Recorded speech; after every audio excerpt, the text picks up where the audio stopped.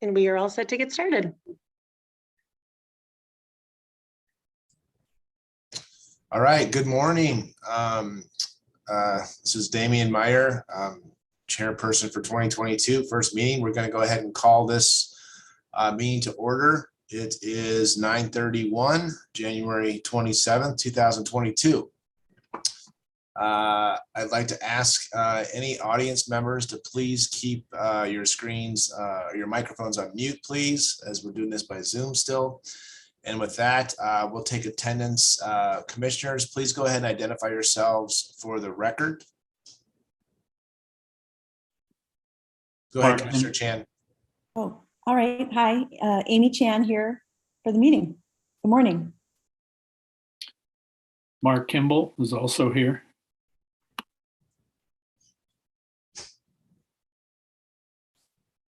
Commissioner Payton.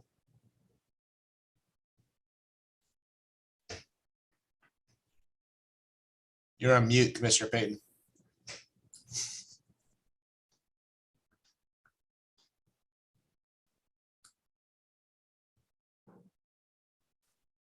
Okay, I'm here, Galen Payton. Thank you. I do not see Commissioner Titla on my screen. Is he in attendance? I see Tom Collins saying no. Okay, so we have 4 commissioners. Good to see everybody. We'll move on to agenda item number 2, which is discussion and possible action on minutes for the December 16, 2021 meeting. Any discussion on those minutes, excuse me. Mr. Chairman, I move that we approve the minutes as written. Okay. Have a motion to approve the minutes. Is there a second? This is Commissioner Kimball. I second. Yeah, we have a motion to approve the minutes. It's been moved and seconded. I'm going to take a roll call vote now, and we'll start with Commissioner Chan. How do you vote? I vote aye. Commissioner Kimball? Aye. Commissioner Payton? Hi. All right, and I vote aye as well. So that motion carries 4-0. Moving right along to item number 3 on the agenda, discussion and possible action on executive director's report, enforcement and regulatory updates, and legislative update. I'll turn it over to you, Tom, to share all the good news. Okay, thank you, Mr. Chairman, Commissioners. Happy New Year. Tom, Tom, if you could turn your volume up a little bit, we can't really hear you. Let me try this. Can you hear me now? Can. Okay, all right. Now you might turn it down a little. It's like Goldie. All right, different? Same? Maybe it's me. I'll turn mine down. All right.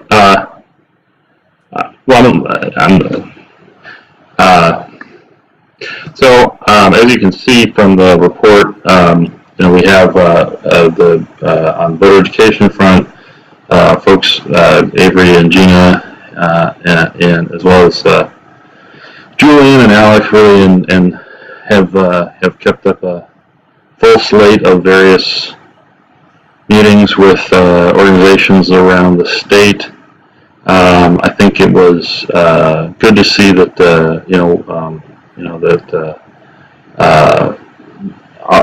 our staff and Avery were able to meet with the redistricting commission chair. I think that was a helpful thing, and I think that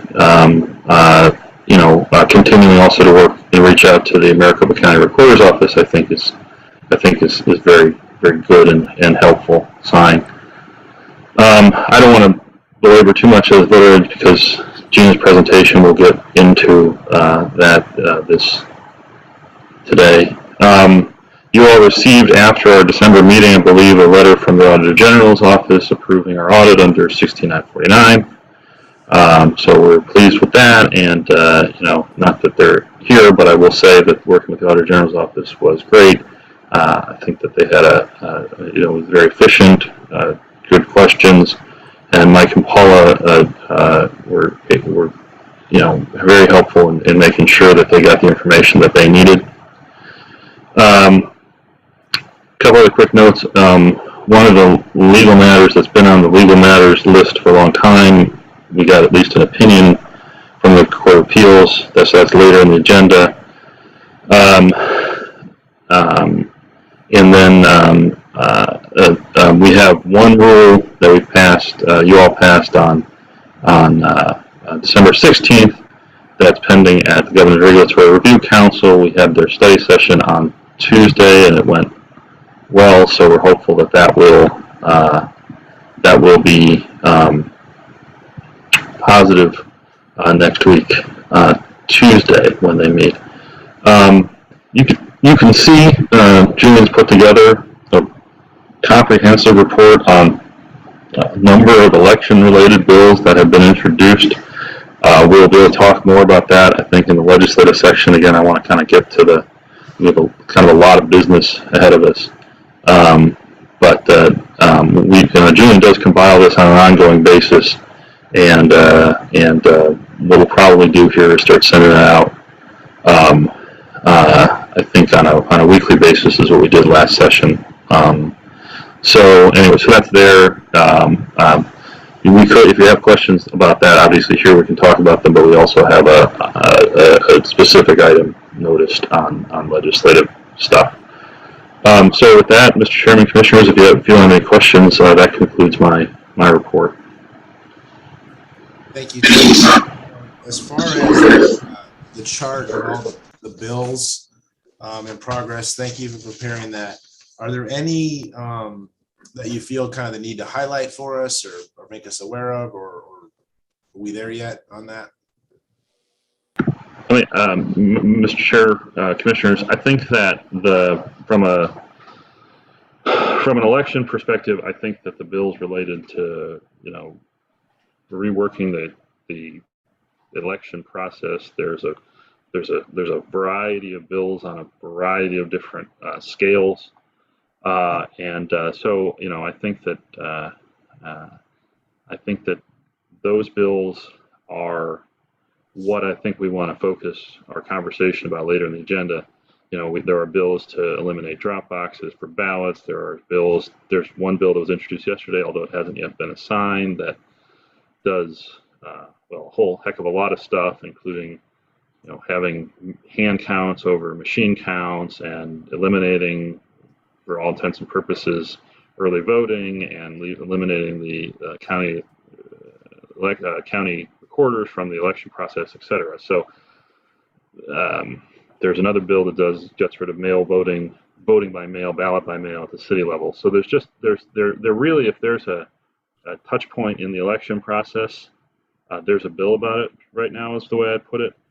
We haven't seen as many bills on the campaign finance front yet, but in this legislature, if there's one thing they've done, we see repeatedly over the course of the last 5 or 6 years, is that campaign finance bills get introduced late, either on the last day to introduce bills or the last day to hear strikers in the House of Origin. So we usually don't know about what's coming there until quite late in the process. Any commissioners have any questions on the report? Mr. Chairman? Yes, Commissioner Chan. I just wanted to say as a general kind of statement that I'm very concerned with the things that we're seeing at the legislature right now being introduced and even heard in committee. And I saw that, I think it was yesterday or the day before, there was a literal Nazi on the Capitol grounds who Speaker Bowers subsequently barred from the House building. But I feel like this is just more,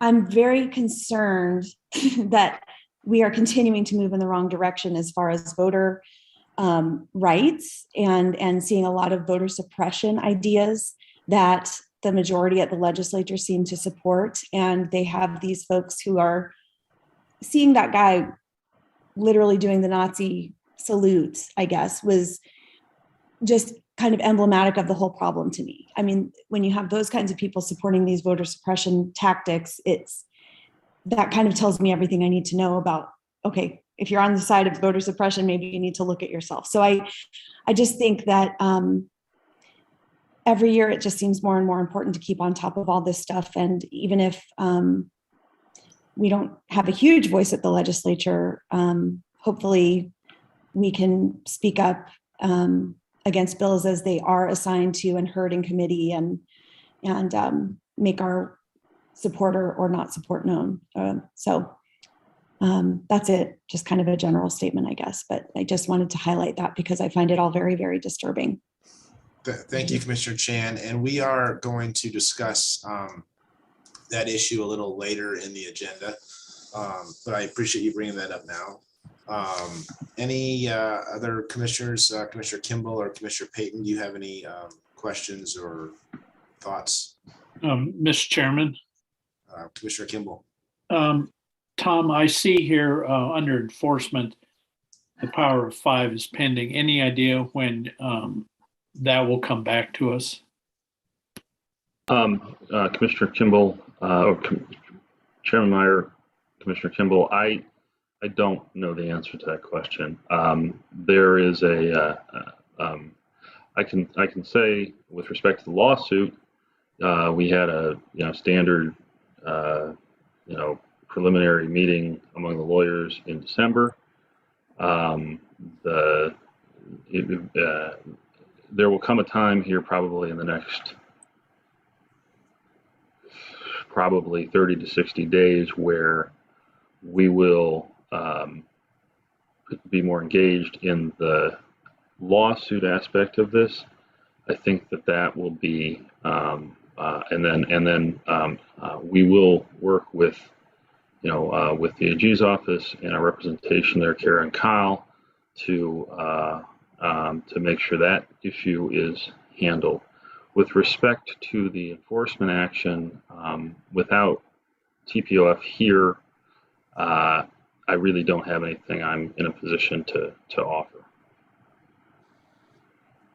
Okay, my only concern was whichever way this goes, it seems like with the elections coming up, I don't want to put either side in the position of not knowing where they stand. So I hope it's something that we can resolve one way or the other before the elections really get going.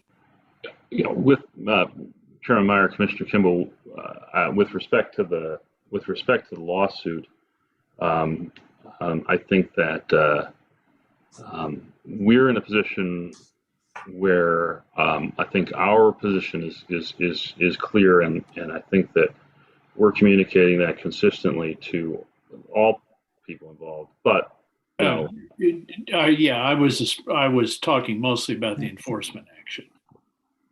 I am Chairman Meyer, Commissioner Kimball, yes, and I am trying assiduously to avoid talking about the enforcement in this context. Thank you, Tom. Commissioner Payton? No, nothing. Okay, thank you. Are there any comments from the audience at this time on the executive director's report? If so, can you please signal the Zoom moderator?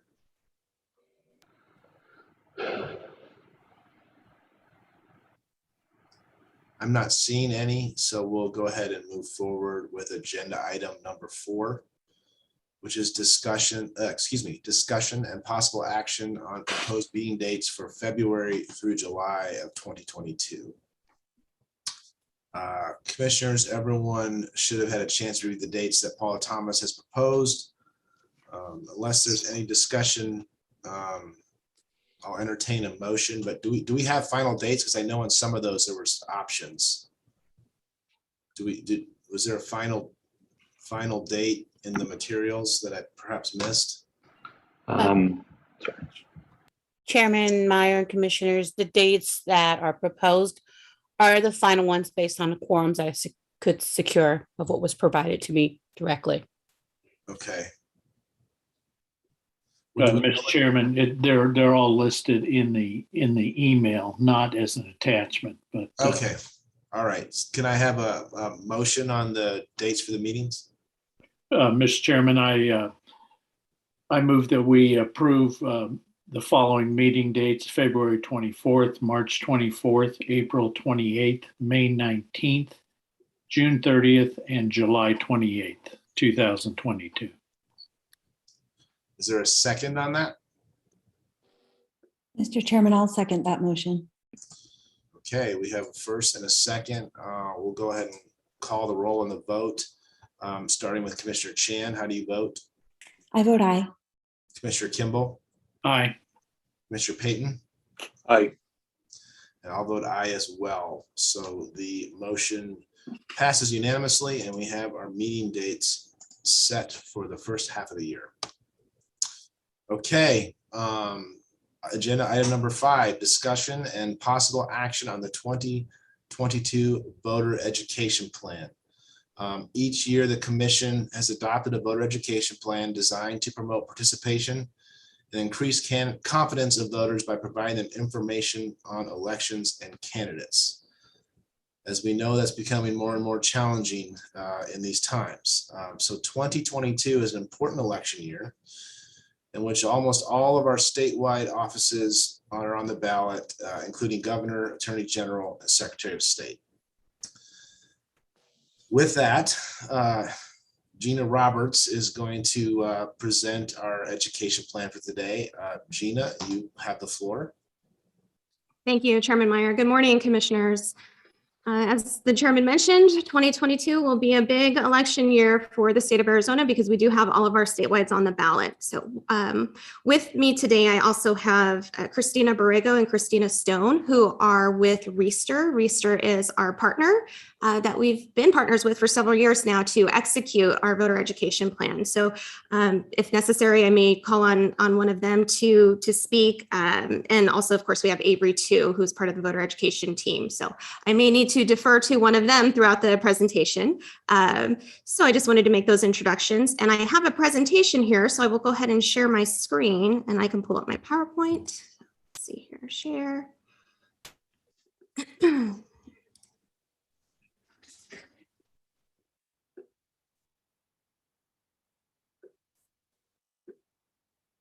Okay, unless somebody tells me otherwise, I will assume you can see it. Okay, so I wanted to start by giving a lay. You can see it? Yes. Thank you. I wanted to start by giving sort of a lay of the land of what the Arizona electorate looks like. As we know, we have 15 counties here in our state, and each county runs the elections directly there. So depending on the county you're in, you may have a slightly different voting experience. Perhaps you're in a county that uses vote centers as opposed to a county that uses precinct-based polling places. And then, of course, there are the considerations between a rural voter and an urban voter. So looking at the current voter registration statistics, I wanted to showcase where we are today. We've got about 4.3 million registered voters in the state. And this is according to the latest voter registration stats, which were in October of 2021. I went ahead and I included the stats from the 2020 general election as well, just so we can kind of see what the growth looks like overall, or actually maybe not growth in some of the areas, the differences, I should say. But you can see there's not too much of a big difference. We do continue to see that our other voters, that OTH category, which is what we consider independents, anybody who is not affiliated with a recognized party. That continues to be one of our highest voting blocks in the state. So those numbers do keep growing. So again, overall, across the state of Arizona, we've got about 4.3 million registered voters. Just as a reminder for how turnout looked in the state for the 2020 general election, it was pretty great. We broke records. We had one of the highest turnouts that we've had in decades, where we almost hit that 80% mark statewide, and for the general election. And I think that's very impressive because, as we know, voters had a lot of challenges that they had to overcome in 2020, including being COVID. And so it's great to see that the numbers keep rising in terms of turnout. So I wanted to share that because we want to continue to see that trend. We want those numbers to keep climbing. I do think it's important to talk about how voters are voting. So in the 2020 general election, of the ballots that were cast, 89% were cast early.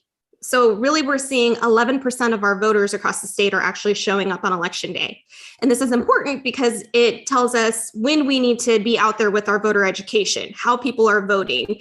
It's not just an election day, it really is an election season. Early voting starts 27 days before the election.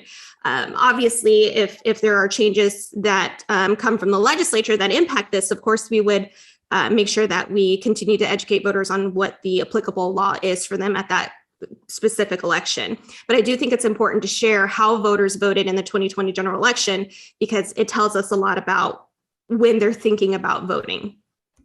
I have this information that I wanted to share too.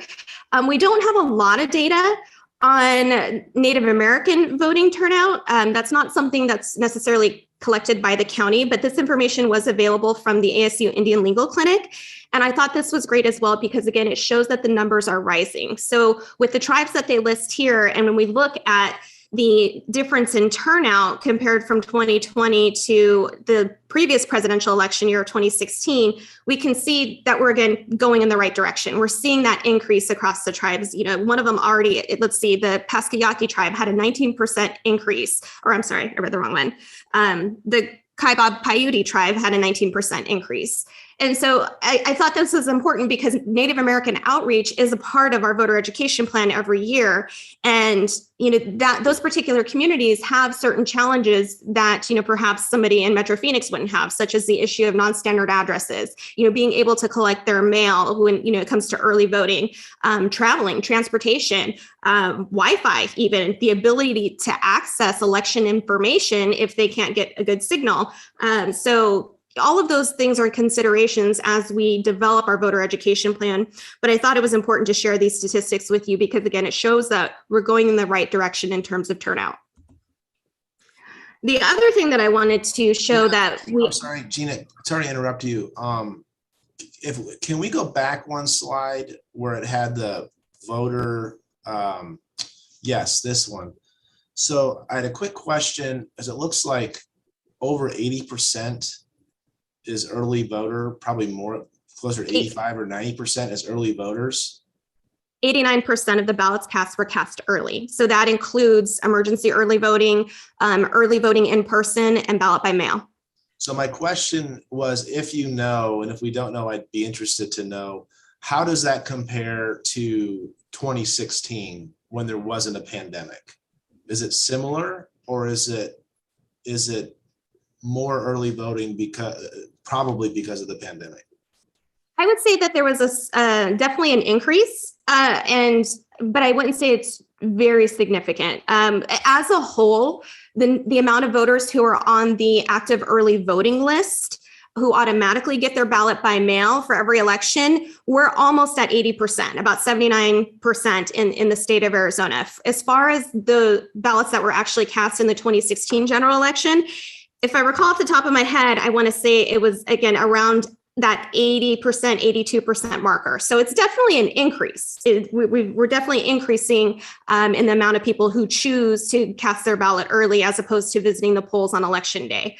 And again, could that rise for the 2020 general election be attributed to the pandemic? I think that's a logical assumption to make. But Arizona has had ballot by mail for 3 decades now. It's what voters are using. There's always a higher amount of people who are voting early than they are coming out on election day. When we look into talking to voters about why they choose that method, it ends up being a matter of convenience. That's what we hear in our focus groups. They have the time, and it's not just the time where, I have to go on election day and I don't want to stand in line, but taking the time to consider the candidates and the issues on their ballot as well. Sometimes they like to vote with their family members. They'll sit at the kitchen table because they like to get the opinions of their family members. So we hear a lot of different reasons, but it really comes down to, it's a matter of convenience for that voter to be able to have their ballot at home. And when they have the time, sit down with it, and whatever their process is, they get to do it. And I just want to put a pin in this because, and I think we're going to talk about this later. And this is, I think, obvious to the commissioners, but one of these bills would not allow early voting. So we're talking about processing 3.5 million votes in one day, and logistically, is that possible with voting machines or tabulating this, and much less a hand count? So I just wanted to raise that as some logistical issues we might need to discuss when we talk about the current legislation later. Thank you, Gina. Thank you, Chairman Meyer. And yes, in terms of, there's definitely several components there when we talk about the administration of elections, but with consideration of those bills, there definitely would be an impact when it comes to voter education. Okay, on this slide here, I also wanted to showcase, we do youth voter education and outreach, and we also have some civic education that you'll see in our plan as well too. And so what this slide shows here, and this is data that I pulled from the census, the U.S. Census Bureau. It's in their current population survey. And so this is self-reported data, but it showcases the comparison of an educational attainment for a voter and how high they go, how far they advance with their education, and the comparison to the percent voted. So as you can see, the higher this particular demographic is, so an advanced degree or bachelor's degree, the higher percentage that we'll see within that particular demographic of them actually turning out to vote. And so I think this is important too, as we consider our youth voter outreach, as we go into classrooms, our civics curriculums. We know that if we can get kids excited about voting, we have a greater chance of developing that lifelong voter. Going on into that same vein, when we look at the demographics for our 18 to 24-year-olds, they continue to be the lowest turnout for their age group. So when we look at, if we're doing apples to apples, so the 2016 presidential election to 2020, we can see that they are still the lowest percentage turnout. 2018 would be a midterm, so we naturally see lower turnout in our midterm elections. But again, 18 to 24-year-olds, they do have that lowest turnout for their particular age group. And so again, this is all the more reason why we felt we need to continue with our youth voter education program. So that kind of gives us the lay of the land of the numbers of Arizona's electorate. When we develop our voter education plans, typically what the commission has invested in odd number years is we do research. We want to make sure that we have a good understanding of where voters, where their minds are at, what they tell us that they need so that they can participate in the political process. So working with Reister, we did a post-general election survey where we went out and we put a survey out to voters, and we also held focus groups. And we wanted to talk to them again to get a better understanding of how their election experience was, how confident they feel about voting and the voting process. We have a lot of data that is the basis for our voter education plan that I'll share with you shortly. But there are a couple of highlights that I wanted to share. In particular, only a third felt extremely knowledgeable about voting. And with that, non-voters refrained from participating mainly for the lack of information and resources, and that results in them not feeling knowledgeable or confident in the process. So this is something that we've known for a while, right? Voters need to have the information that they need so that they can cast their ballot, but cast it confidently. Confidence is a key issue there. An informed voter is an empowered voter, and that's kind of our motto that we've been going with. We need to make sure that voters, one, that the information is available, but they know where to get it. They know where to get trusted election information, especially in this day and age of misinformation. Additionally, some of the insights that we found were how voters interact when they're researching their election information. And we know that Google, it really dominates how people are getting their election information. And I think it's important to remember that Google is a search engine. It is not technically a resource. And you can pay to be the top link that shows up on your Google search results. And so I think with this comes the need for media literacy too, especially when we're talking about educating our youth voters, but that also goes for adult voters as well. Youth voters, our future voters. But this also showcases the need to have media literacy so you understand the source of your election information. And again, I bring this up because of misinformation. So it's important that voters know that they can go to Clean Elections, that they know who our agency is, our brand, that we are the state's nonpartisan voter education agency, so that they can trust the information that they're getting. They need to know that they can go to their 15 county recorders and election offices. Additionally, one of the highlights here is that young people have told us that they don't feel that they are receiving adequate education about the election process, including kind of what to expect at the polls. We were talking with voters, and this young person indicated, we hear a lot about, oh, you need to get registered, you need to do this, but they don't ever actually walk you through how, and sometimes that can be intimidating, or what to expect when you go to the polls. So we know that we need to kind of fill the void here and make sure that we offer this type of education. So in addition to the post-general election research, we also recently partnered with OH Insights to conduct a survey across the state, and we did that this past December. Now, the purpose of the research that we did with Reister was, again, to get a better understanding of voters and how they felt about voter education and being informed, and what do they need to learn about.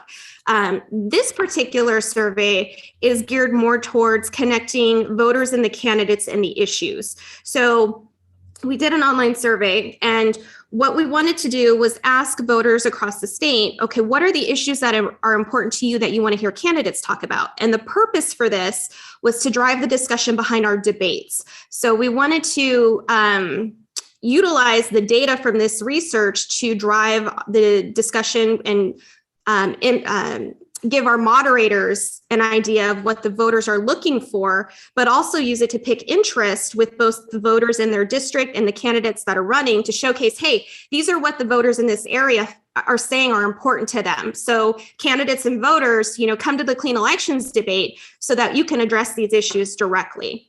So some of the key takeaways from this survey was in regards to the issues. We know that day-to-day items, issues dominate the topics voters want to hear about.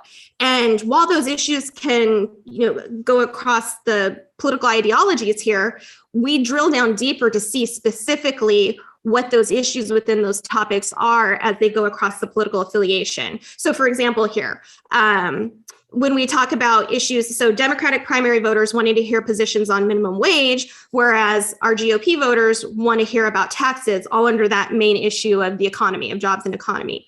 So we drill down into those different nuances, and that's important for our primary election debates, again, so we have a better understanding of what the voters want to discuss.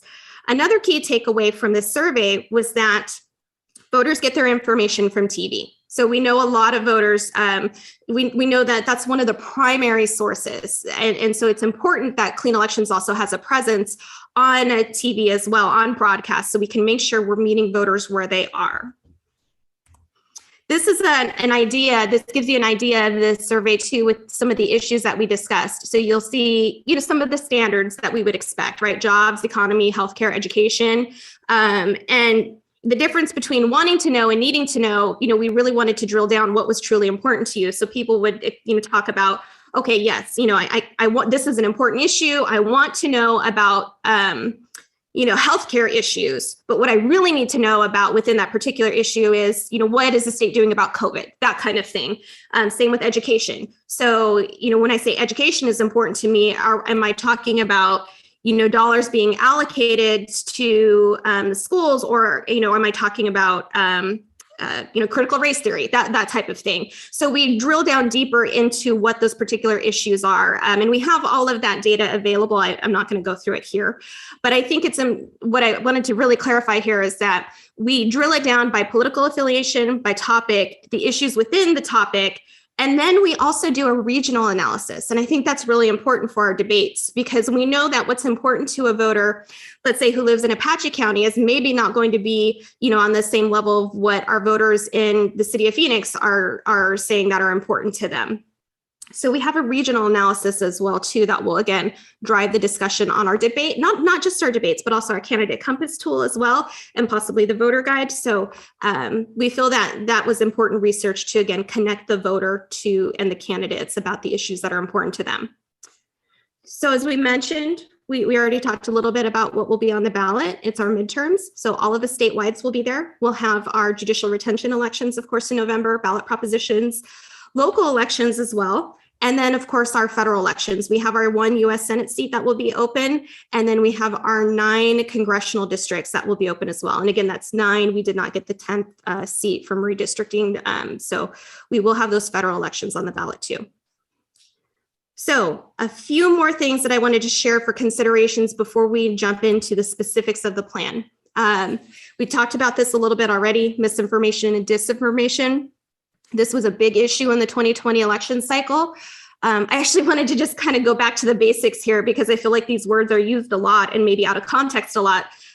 Misinformation would be information that is spread regardless of whether there's an intent to mislead. So maybe somebody is just uninformed, or they don't quite understand the process. And of course, disinformation, that's where we do have that intent to mislead. So it is specifically trying to put incorrect information out there.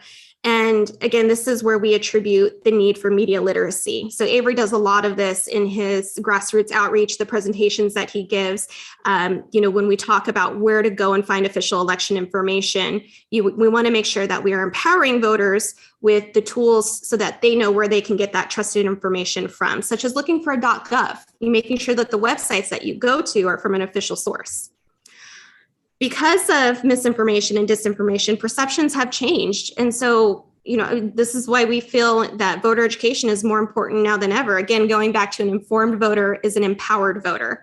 So really not much changed during the election administration of 2020. Obviously our election officials had to make some adjustments based off of the pandemic, off of COVID, but no laws or procedures were really changed. And so again, it comes back down to the perception of elections. And we've, since the 2016 election, our election officials have dealt with challenges such as, foreign influence. Again, we're seeing, things going viral on social media as it pertains to misinformation. And so all of these things can chip away at the public trust of the electoral process. And so not only do we want to provide voter education on the logistics of voting, but we also want to empower the voter as well so we can build back that trust in the system. Okay, so one of the other things that I wanted to talk about, Reeser provided this information for us, is that some of the considerations that we have to take into account when we're developing the voter education plan is our budget. So Arizona has been a target for lots of political dollars being spent when it comes to media, especially in the 2016 and the 2018, the 2020 election. We're seeing more and more dollars being spent, media dollars being spent when it comes to political advertising. So in 2020, there was actually an unprecedented $260 million were spent on political advertising in our state. And that was a doubled amount of what we saw in 2018. So why is that important? This pie chart here shows you what we spend in terms of our media dollars compared to what was spent in 2020 over all the political dollars. And you'll see it's a drop in the bucket. So we were at 0.9% in comparison of all of the other media dollars that were spent there. This is important because we know that, you have to pay to be heard when it comes to paid media. There's, there's a lot of competition out there. We've gotten bumped before in some of our TV ads, and we've had to move those dollars into other media buckets. So we have to make sure that we are prepared for things like that, and that we know that our voter education plan needs to be comprehensive, that it doesn't just rely on paid media to get the word out. So that's why you'll see there's grassroots efforts. Again, the work that Avery and Alec do is so important because it's connecting voters to the information outside of paid media ads. But of course, we still need to do paid media. That's definitely an important resource for us. But our budget has not changed over the years. We continue to operate off of the same paid media budget. And that is set by statute, of course. But while our budget hasn't changed, but the overall media budgets are. So when you see on this slide here, we're looking at the different platforms and what the anticipated changes are in advertising budgets for the next year, they're increasing. And so that's something that we're not necessarily able to keep up with.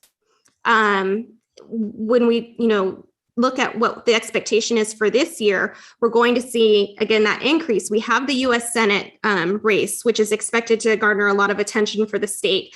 We'll see a lot of, again, those high media dollars being spent here. So those are considerations that we need to take when we develop our voter education campaign. And one of the takeaways I mentioned from the research we did with OH Insights was that voters are going to TV, and we see TV costs, broadcast costs are increasing as well too. So again, we have to be as smart and as creative as we can with our media dollars. And I'm very grateful to Reserve, because I think they've done an amazing job for us in developing a smart media plan for us that gets us the most for our dollars. But again, I wanted to share that with you because it is a consideration, but also it showcases the need for us to develop additional partnerships. And I'll talk about how we can address some of these issues with the partnerships we have been working on building for this year. Hey, Gina, I'm sorry to interrupt. I had another question. Yes. When you went, that slide that showed the clean election spending was 0.9%. Yes. Does that include federal election spending? And if so, do you know what percentage we are of state elections, which is who we're targeting primarily, right? So this particular pie chart is all of the media dollars, the media expenditures, the media buys that occurred for political advertising, whether it's for a federal candidate or a state candidate. So it's coming from candidate campaigns, it's coming from nonprofits, it's coming from political action committees, that type of thing. So it's all of those dollars. So and thank you for that question, Chairman Meyer, because I should clarify, what does this chart really mean? It means that the voter is getting inundated with all of these messages. So the voter is getting messages left and right, nonstop. You can't escape it, right? From all of these media ads targeting them with election information. So in this big pool here, again, we're a drop in the bucket. So how do we make sure that voters pay attention to our message? That they look at the nonpartisan Clean Elections Commission, information, where we just want them to cast the ballot. We just want them to participate. So how do they filter through all of that? So I think that's maybe kind of the takeaway that I was hoping to share here too. So thank you for that question, Chairman. And hopefully I addressed your question. Good, thank you. Okay, so now we'll jump into what our specific plan is for 2022. The commission, Mike presented the budget in December, and the commission approved our budget. So again, we have our budget of 1.9 million for our paid media cap. We have an additional 1.5 million for the debates and the voter education guide. And so the media tactics that we'll be utilizing, again, we developed a very comprehensive campaign. So we'll pretty much be using all the tactics that are available that we can get out there. So again, we will be on TV. We'll have our radio reads, our print ads, outdoor. What I mean by outdoor, we're actually going to be, this is very exciting. And again, this is where I want to acknowledge Reister for their creativities. And if you've ever gone to the gas station and you've pumped your gas and they have those digital displays and you hear, advertisement come up, we're actually going to be able to run ads on there, which is fantastic because that particular platform, they don't allow political advertising. And so that's one of the other challenges that we have with our media buys is we need to showcase that, well, we aren't a political entity. We're an education entity, if you will. We're doing more like a public service announcement. And so in showing, the types of messages that we're offering, we were able to be allowed to use this platform here, which is fantastic because there won't be any other type of political ads on there. Of course, we'll have digital. We'll have a very big presence that includes our banner ads, paid ads, and then we'll have paid search too, which works very well for us too. So going back to when someone goes to Google, we'll make sure that we're on that top of the search results. Some of the highlights that we wanted to share for our youth outreach. Again, this goes back to meeting voters where they are. So we'll be on Snapchat, Twitch, which is a game streaming platform, and TikTok, which is exciting and scary too for us. So the message, Chairman, Gina, what are we going to do on Twitch? Are we going to have I remember Tom did post debate, shows on Facebook years ago, and what's the Twitch stream going to be like? I'm so curious about that. Mr. Chairman, Commissioner Chan, commissioners. So we actually were on Twitch before too. And so it's really just running our youth commercials, our youth ads that we develop.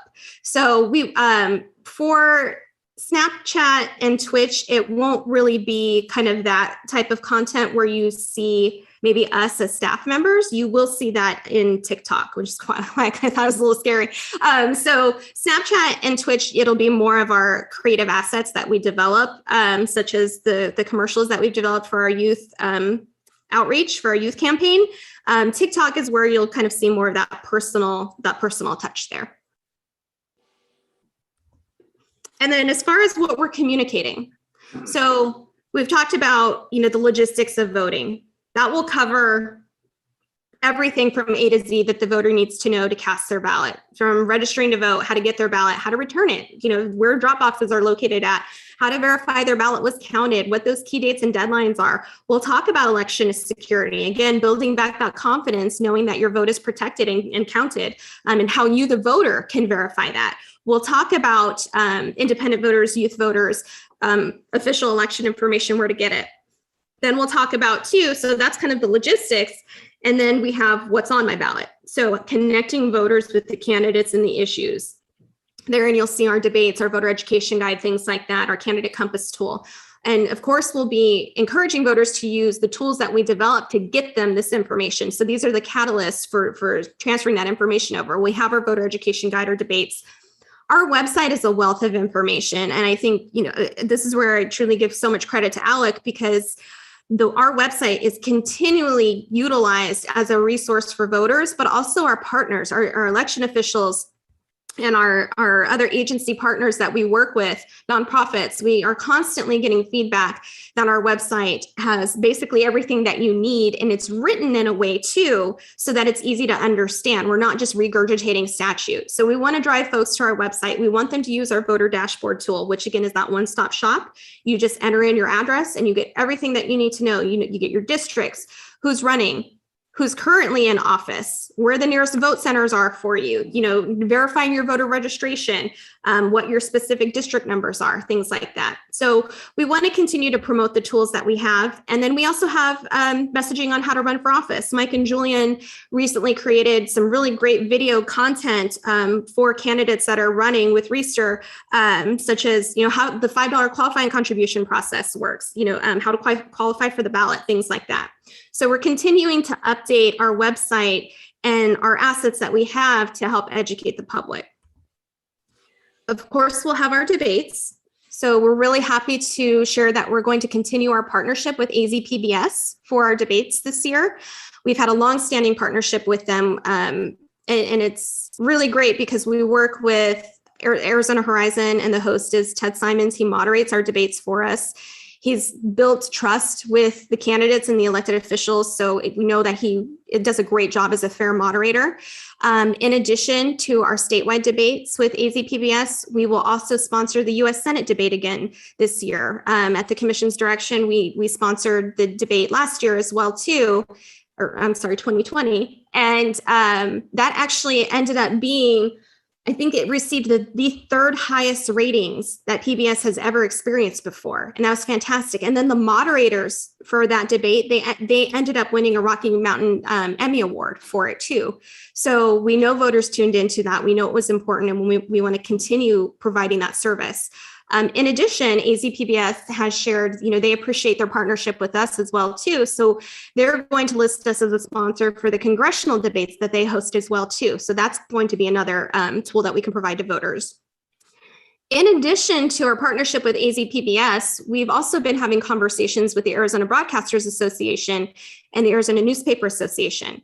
And that's really important going back to when we talk about those paid media dollars, and we know that we need to be on broadcast, partnering with these associations to run our content. So to run these, multi-stream these, multicast the debates, it's great because it increases our reach. So instead of just the reach that we would get with AZPBS, which they have about 80% across the state, we'll be able to strengthen and broaden our reach across the state through these other broadcast channels, which is fantastic. And also with the newspaper associations, well, too, that will help us get more coverage, media coverage on our debates, too.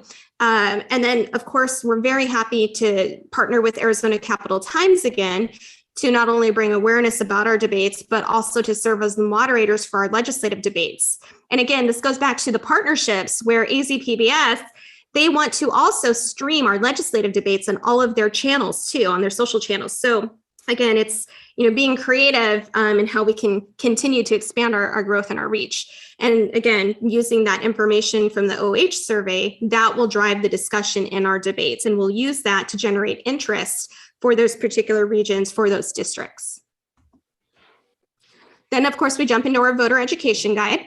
That will go to every household with a registered voter for both the primary and the general, and we do send it by legislative district.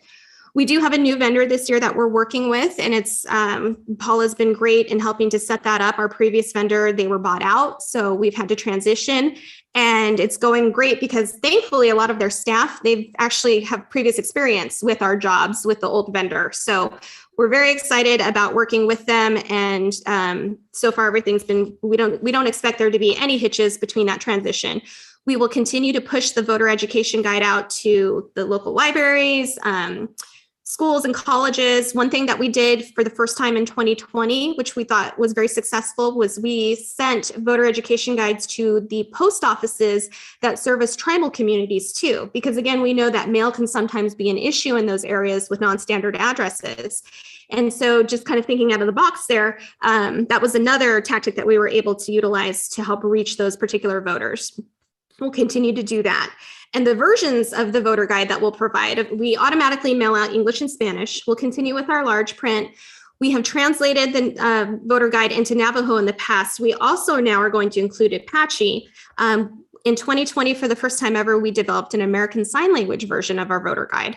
That was done through a partnership with the Arizona Commission for the Deaf and Hard of Hearing. And it was really great to do that. I have to tell you, it was very heartwarming actually to be able to provide this content that has never before been done as far as ACDHH could tell us, even maybe at the national level, to take a project of this magnitude with this amount of election information and translate it into ASL for that community. So we want to continue doing that. We'll of course have an audio version with our partnership with Sun Sounds of Arizona, and of course have plain text, which is available for screen readers. So the point of this here is that, we provide the information, but it's never just one format. Our goal is to always make sure that the voter education that we provide is accessible and attainable to all voters across the state, so we can meet their needs. So in addition to the logistics, the candidates and the issues, the voter guide and the debates, we go a little bit back to promoting participation in the political process as a whole, right? It's not just voting. It's also learning about how your government works for you, how elections are conducted, civics, our civics curriculum that we've developed. Again, that media literacy and promoting that civic engagement. It's really all part of the circle, if you think about it, full circle experience for the voter. And again, we want to continue our partnerships and our grassroots outreach. Again, as you see on all of the executive director reports, Avery is continuously out there in the community. Alec has developed great relationships with the counties, and that's really important because that gets us timely, accurate election information so we can have it available on our website for voters. We're developing a voter education program with AARP, so we can put that on their channels this year. Avery and I will continue to work with the Civics Education Committee, which has been phenomenal partners for us in pushing out our civic curriculum. We're part of a Native American communications group. So you can just see here, this is by no means a full list, but it just shows that as part of that comprehensive voter education plan that we've developed, we will continue being out there in the community. And of course, we'll promote being more than a voter. 16 years and older, hey, serve as a poll worker, get out there, understand how that process works. We want more poll workers, attend to logic and accuracy testing. So you yourself, if you have any concerns about how the machines are tallying the votes, you can see directly how they're working, that they're being certified. You can, work with your party, serve as a political observer, participate in the hand count. And again, ultimately, we want to have voters find that connection between them and their government and voting so that they're more likely to cast a ballot.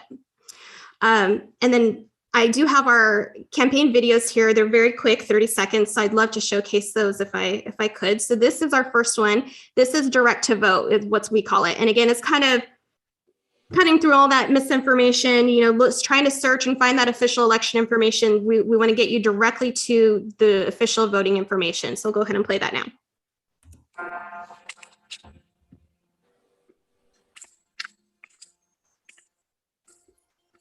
Looking for voting information can lead you down a lot of different paths.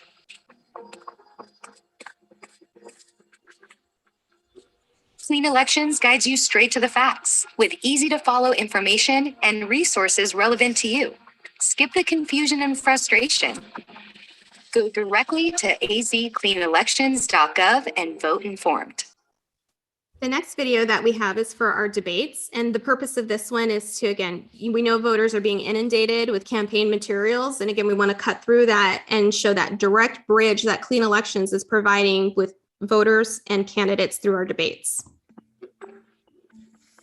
Everyone has something to say about candidates. When you want clear, accurate information about people running for office, go straight to the source with Clean Elections virtual debates. Hear directly from the candidates and submit your own questions so you can learn where they stand on the issues important to you. Visit azcleanelections.gov to find out when debates are happening and submit your questions to communicate directly with the candidates. And this one is for our voter education guide. The goal here is to show that you don't have to search far and wide, that you are getting official election information delivered directly to your mailbox by Clean Elections. And it is not very linear, so I would just like, here we go.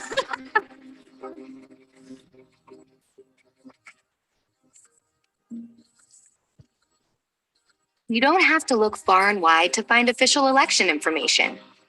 The Clean Elections Voter Education Guide comes directly to your mailbox. It's filled with facts about the voting process, election dates, deadlines, and candidate statements. Cut your search short. Read the Voter Education Guide online at azcleanelections.gov or find it in the mail. And then finally, what I'll show is our campaign video for our youth voters. We took more of a gaming experience here. I will say I did pass muster with my children. So.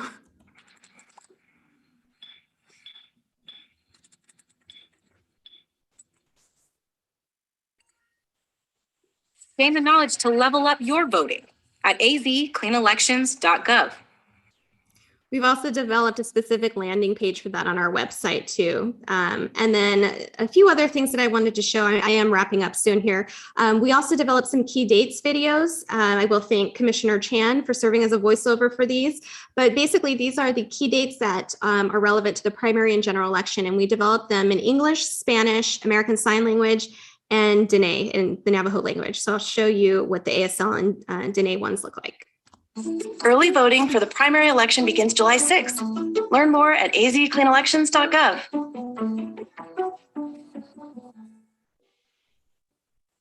Dai nishiki e bend ansposa na chiko yoshkashko e ahdoles. azcleanelections.gov de anata be ehozaniki khatati inch. And again, I think it's important to showcase that we're providing these different formats, again, to reach the communities. Again, we want to make sure our information is accessible as possible. This is a reminder of the civics classroom curriculum we developed and launched last year, which so far we've been very happy with the reception from it from the community. It was designed with teachers in mind, but essentially, as a reminder, what we did here was we saw a need that there needed to be education about the voting process in the classroom, but that we wouldn't be taking away from special classroom time, precious classroom time. And so we knew it had to be compliant with state education standards. So we partnered with a curriculum expert and we drafted this curriculum for grades 4 through 6, 7 through 8, and 9 through 12. And it covers everything from how do I register to vote to understanding the different levels of government, the different branches, your executive, legislative, and judicial branches, understanding the roles and responsibilities of each office. Again, giving our students, our next generation of voters, the education they need on voting and civics so that they can be prepared when they are eligible to vote and cast that ballot. We also developed a voter education video series, which, again, as we talked about in our research, we heard people say, well, I don't know what to expect at the polls, or how does this work? These assets are meant to address that, where we cover everything from how ballot by mail works, how election security works, what to expect on election day when you go into the polls. And to give you an idea, I'll show you how our voter registration video looks. Oh, sorry. That's the one on the with the flag there, and then you'll see the different branches of government, and then again the election security and ballot by mail.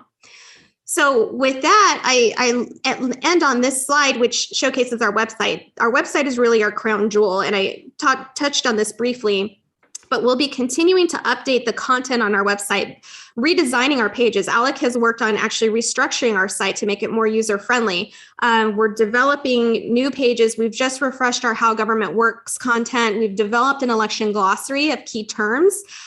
So again, we will continue to make sure that everything a voter needs is listed on our website. And this, these images here that I share with you, this is information of the performance of our website in the 2020 general election. And we saw a 733% increase in website traffic leading up to the general election. And then we saw organizations such as Cosmopolitan and Rolling Stone linking to our website because they found it useful and recognized it as a trusted source. And then finally right here, which I'm very proud of this is a pie chart that showcases the age demographic of who is engaging with our website. And you can see that's a pretty evenly cut pie. And I think that's important because it shows that, again, we're making sure the information we put out there is accessible to all demographics. We're meeting the needs of all the voters across the state. So with that, I'm happy to answer any questions, and I will stop sharing my screen. And I apologize if that took too long, but it's a lot. Oh, thank you, Gina. Great job to you and everyone who helped you out with that. I know I asked a couple questions during the middle of that presentation. Open up to any other commissioners with questions. Mr. Chairman, this is Commissioner Kimball. Go ahead. Gina, that was unbelievable. A couple questions. First of all, could you email that PowerPoint? I don't know if everyone wants it, but I would certainly like it. I would like it too, yeah. Also, is there anything that was great that Commissioner Titla narrated that Native American spot? Is there anything that commissioners could or should be doing to help in this effort? Mr. Chairman, Commissioner Kimball, commissioners, absolutely, yes. And actually, that was not Commissioner Titla, but he, of course, is always a driving force for our Native American outreach. Commissioner Chan actually did serve as a voiceover for the Key Dates videos, which was fantastic. And so I do think absolutely when there are opportunities that arise with the commissioners, we are happy to reach out. Or of course, if the commissioners themselves have ideas, please reach out. So for example, Commissioner Kimball, I could see where we could definitely utilize your help in our outreach to independent voters. We've called on you before for that assistance. And again, we see those numbers are growing. And so we know we need to make sure that we push out information about how our primary system works and independents can participate in the primary election. So continuing to put that message out there, we'd be happy to work with you on that, especially when it comes to doing some public relations on that. Commissioner Payton, he was the driving voice behind us sponsoring the U.S. Senate debate in 2020. So I think absolutely the more feedback that we can receive from the commissioners on, especially when it comes to your particular region too. So I know, when we talk about Tucson, what's important to Tucson voters, and we'll get them engaged, Green Valley, things like that. So absolutely, when we see an opportunity, we are happy to reach out to the commissioners to ask for specific help. I would say, as much as you can, using your voice when it comes to public relations would be very helpful for us. And of course, again, with your particular ideas that you have, we're happy to hear the feedback. Okay. Thanks, Gina. This is Commissioner Payton. Go ahead, Commissioner Payton. Gina, I think you should run for office. That was great. We need people like you in office. Secondly, I do think that since I think our voter education guide is so good, and then I suspect a lot of people think that it's just a lot of, it's more campaign trash to throw out. Maybe we could do something before we send those out, saying this is coming. This isn't campaign trash. This is something that you could really use. Look for it, that kind of thing. Mr. Chairman, Commissioner Payton, absolutely. And I think that's where we can also work with the media too, in letting them know, and maybe we can do some interviews there and engage the media to help us reach those voters and let them know, yes, you have this official election information coming to your mailbox. So absolutely. And we do have some, we'll definitely make sure that we're out on social media, that we have the presence out there. We'll have some banner ads trying to showcase to people to keep an eye out for it, because this is official election information. So yes, I appreciate that that direction, and absolutely we will look forward to doing that. Thank you. I would just say, even small things like I follow the commission on Twitter, and I try to retweet all of their information to get that out to followers. I know Commissioner Chan's on there, so I follow a lot of you and try to retweet the commission information. So that's just a small thing we can do. Any other questions or comments? I agree with Commissioner Payton. You should run for office, Gina. That'd be great. Although we'd miss you too much. So any other questions or comments from the other commissioners or Tom? Mr. Chairman, I don't really have any questions. I just really appreciate all the information that was contained in that report and presentation. And I don't know, I probably sound like a broken record, but I'm just so proud of all the work that you all put into this. And I'm really happy with the direction you've taken it and the growth that we've seen of this program. And I think it's just doing wonderful things for the people of Arizona. And I just can't say enough good things about it. And I really just appreciate you all and respect you all so much. Thank you to the whole team. Well said. So with that, do I have a motion for approval of the voter education plan? Mr. Chairman, I move that we adopt the voter education plan as presented. Is there a second? Commissioner Kimball, second. Okay. We have a motion and a second. I'm going to go ahead and call the roll on this motion, whether to approve the voter education plan. I'm going to start with Commissioner Chan. I vote aye. And Commissioner Kimball. Aye. Commissioner Payton. Aye.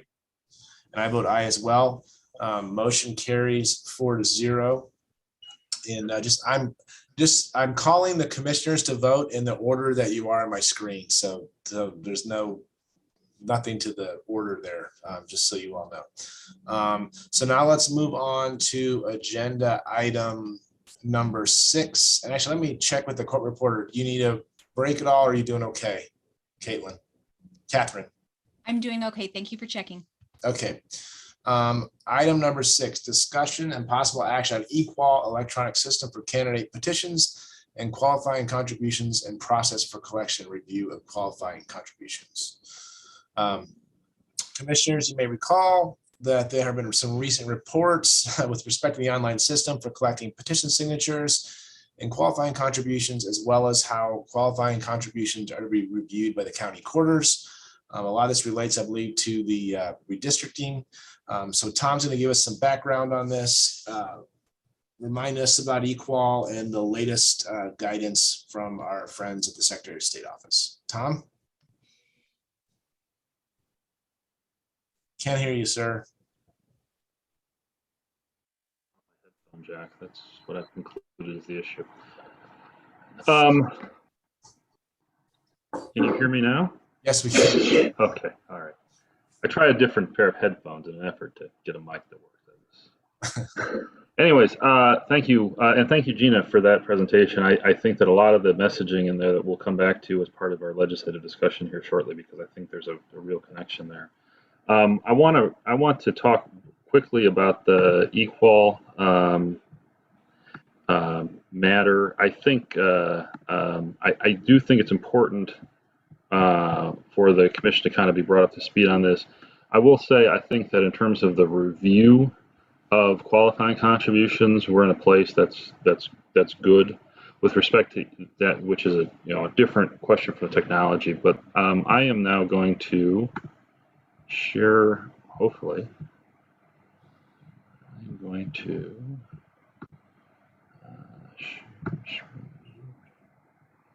There we go. And, all right, can you all see that? I'm hoping. Okay. So real quickly, just to give you a history of the equal system, to the extent that some of you may be more familiar with others. This actually was developed while Commissioner Chan was election director for the state, and it's been in place now for essentially since 2012. It was originally created as a pilot program for allowing voters to both provide a signature to statewide and legislative candidates and provide a $5 qualifying contribution form electronically. It was originally capped at 50%. In 2014, it was codified as a permanent program. And then in 2016, it was expanded to allow candidates to collect all of their signatures, qualifying contributions, and to expand the kinds of candidates who can use the system.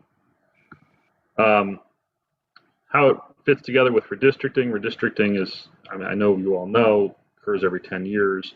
We have a independent redistricting commission that draws up those those districts, and they were certified by that commission to the Secretary of State last week, which brings us to where we are now, where counties will begin implementing those maps.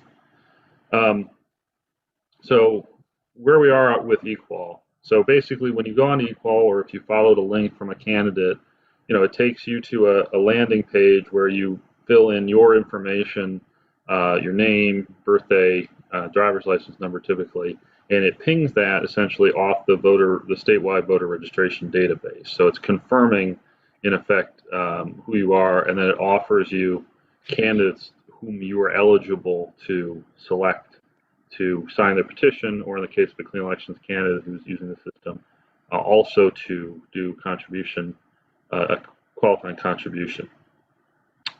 So where we are now is because the redistricting commission has adopted those maps.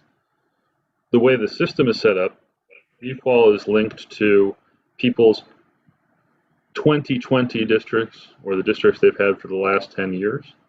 That is still operating. The counties will start to upload the new maps, and technologically, my understanding is that the system can only take one set of maps at a time. So on March 5th, or around March 5th, is when the Secretary's office predicts it. The Equal system is going to go offline. So basically, if a candidate, and this is really principally, I'm focused on legislative candidates. There's no statewide effect, and then congressional is really not in our bailiwick.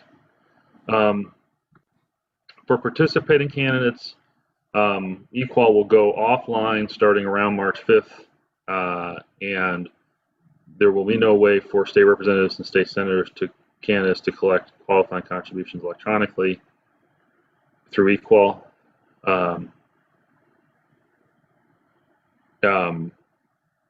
If a candidate were to go into the system and flip over from 2022 to 2020, they will lose access to equal.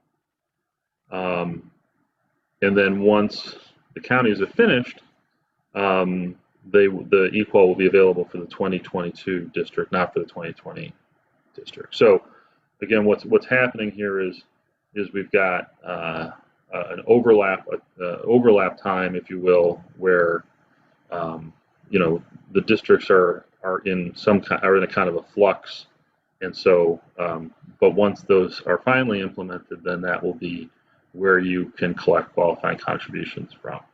And then post March 5th or around March 5th, candidates are going to get notified, or voters rather will get notified, that if they can't do a qualifying contribution online, they can contact the candidate and do one on paper. And that's important to bear in mind through this entire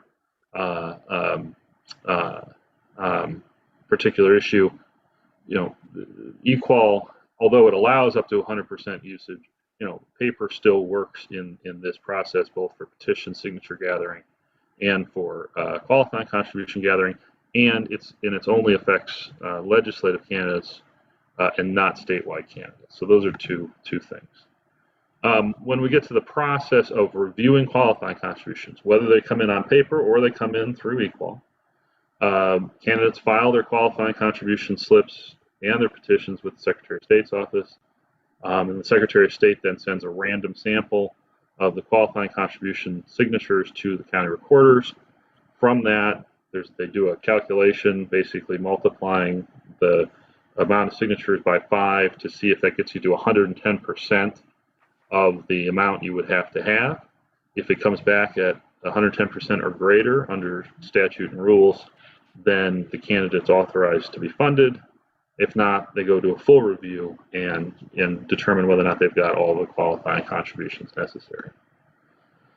The review piece, and we had a little, you see some of the reporting on this. There's been a bit muddle at one point, but I feel like we're in a comfortable place now. I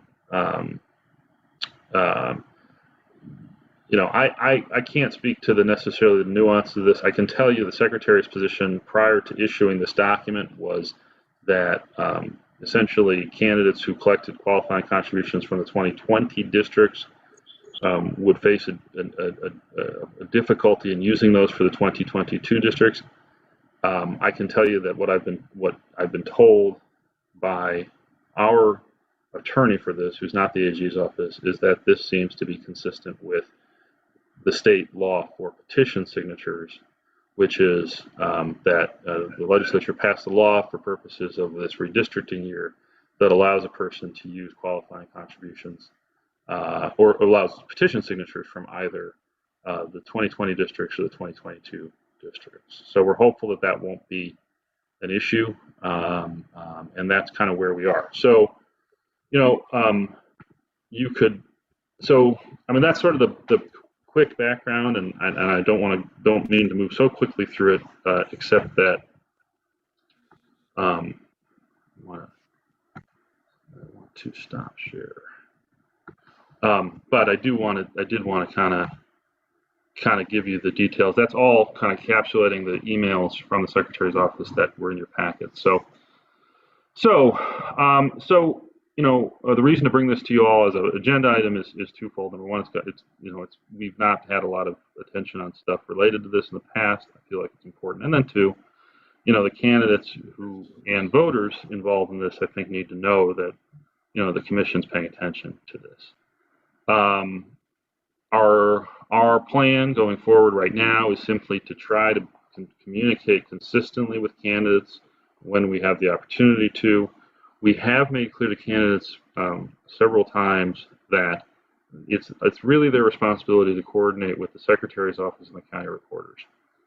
The commission's role here, we have some rules related to how this is supposed to be done, but for the most part, statutorily, and there's an AG opinion that backs this up, the Secretary's office runs this process in conjunction with the county recorders.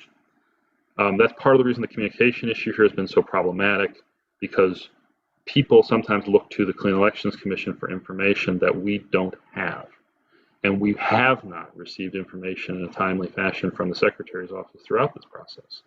So, now that we think we know where we are, we're hopeful that the guidance will stay consistent, and we will simply try to amplify that guidance. But we've always said to candidates, look, you can't come to us on this stuff. At the end of the day, you got to talk to the Secretary's office. So that's kind of where we are.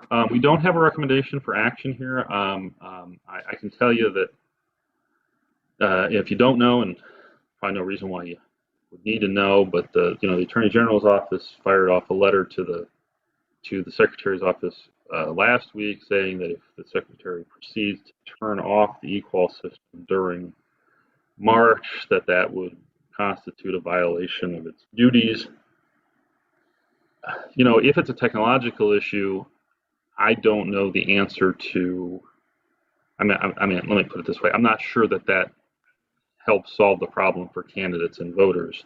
If it's a technological issue, I'm not sure that approach is particularly conducive to resolving this in a way that benefits candidates and voters who are really the ultimate beneficiaries of this program. It's so, but it also kind of, I think, helps to refocus, what our role here is to just make sure that folks understand what the best available guidance is, and that at the end of the day, they really need to just make sure they're talking to the recorder's office or the secretary's office as applicable to make sure they're following instructions.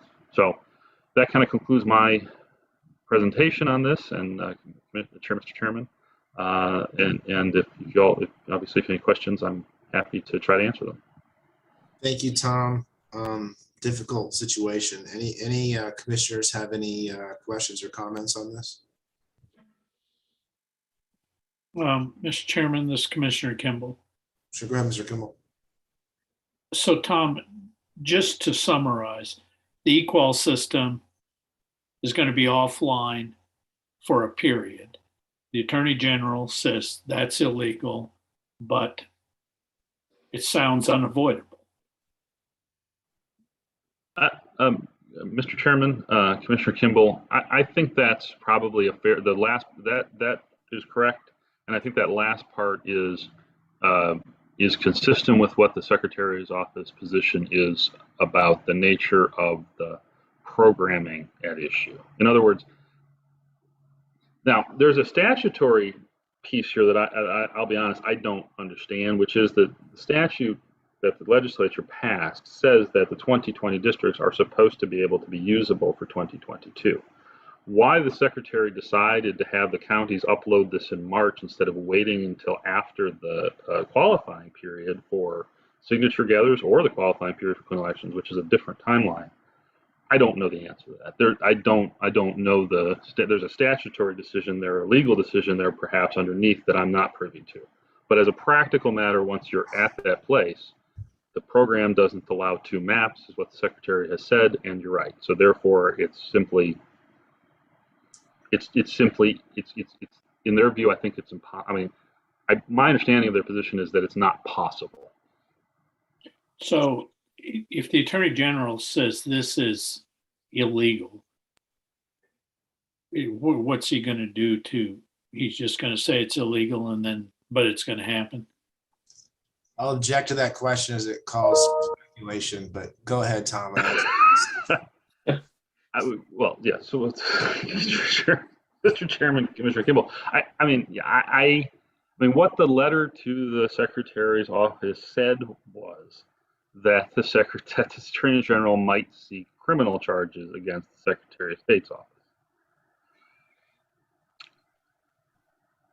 I mean, I have never been a prosecutor. I've only been a public defender. But I'm not super sure that's a real good way to go about trying to fix what the Secretary's office says, whether they're right or wrong. What they say is a technological issue. Okay. I mean, in other words, look, I mean, we talk about this a lot in the context of campaign finance, where we do civil stuff, and where there's not a lot of criminal reporting, but there's always been a concern in this area about over criminalization. I don't think that's any different in the context of state government. In other words, I can tell you, having been an assistant attorney general, if you want to, you can find a criminal law that every state employee is violating every minute of every day. That's the way our code is written. It's overbroad. It's got antiquated language from from statehood, and there are cases going back to statehood where, where the auditor general at that time, went after Governor Hunt's estate because he took some books with him when he left being governor. So those kinds of things are out there and can be utilized. Generally speaking, though, we haven't seen these kinds of things evolve into criminal prosecutions. Well, I guess all we can do is what you're doing, and that's advise the people running as clean elections candidates to get their stuff done early or get them done on paper. Mr. Chairman, Commissioner Kimball, yeah, I think that's exactly right, and that's what we've been talking to folks. Now, and I've said this to folks who've asked about this, especially the press. I don't want to exaggerate the number of folks affected by this. Right now, we have not that many candidates who've indicated that they're going to run clean as legislative candidates. The caveat there is they don't have to tell the secretary's office up front that they're doing that. So there's a known number of folks. That's maybe what I think, and Mike or Julian, correct me if I'm wrong, somewhere in the 10 to 12, maybe 15 range. There's an unknown group that's maybe a little bigger than that, adds a few more people we don't know. So it's not, it's not like the way that this year has developed, partially because of redistricting, partially because of pandemic, and really partially because the positions of the parties, especially the Democratic Party, are to discourage legislative candidates from running clean. So long as the Democratic Party, which had been been a bigger user of the system, believes that it's not a good system for their candidates to use, we're always going to have fewer candidates than we had before. Okay, thank you. Any other commissioners have any questions or comments on this issue? This is Commissioner Payton. I would just say that we know the shortcomings of the Secretary of State's office as far as technology. And so when they're saying they can't do it, I believe them. Mr. Chairman and Tom, I want to thank you for the update, Tom. And, I was surprised to see the AG's letter threatening possible criminal, charges, because I feel like eQual is a wonderful modern convenience. But the reality is everybody can still circulate on paper. I just, when you have a situation like this where you have redistricting and the secretary's made the determination that it's desirable to upload the new districts, which in a way makes sense because that's where people are going to be voting in the coming year, theoretically, as long as everything stays the same. To me, it just seems like such an overreaction on the part of the AG to be so up in arms about it. And I understand candidates have really come to embrace this modern convenience, and I think it's wonderful, but this is a bump in the road that redistricting causes every 10 years with a lot of things, circulating petitions, and of course our qualifying contributions as well, that we have to have special accommodations for in session law. So I just want to thank you for, updating us on it and just make that general comment. Thank you, Commissioner Payton and Commissioner Chan, for your comments. Tom, are you recommending any action from the commission on this at this point in time? I don't believe you are. I just want to confirm that. Mr. Chairman, no, we're not. We really just want to make sure that you all are fully backgrounded on the issue in the event that, look, something could come up, and I think the one caveat to any action going forward would be there's a remote chance this ends in some kind of litigation, and there's therefore a remote chance that we might get either need to or more likely get drawn into such a thing. But even if we were there, just again, it would be most likely in the capacity of a staff member providing, appropriate evidence, as opposed to necessarily the commission having to take some legal position. Okay, so I think we're ready to move on to agenda item number 7, Tom. I have a question. Oh, go ahead, Commissioner Payton. Could we have a short break? Sure. Let's take 5. I do need to try to wrap this up by 11:45 or so, so we can try to make it quick and then hop back on. Should we leave the Zoom open then? And I'll just Like 5 minutes. Yeah, I think Kathy will take the baton here and okay. Yes, we'll leave the Zoom open. I will put up a recess screen and we will come back at 11:05. Okay. Thank you. All right. See you in 5.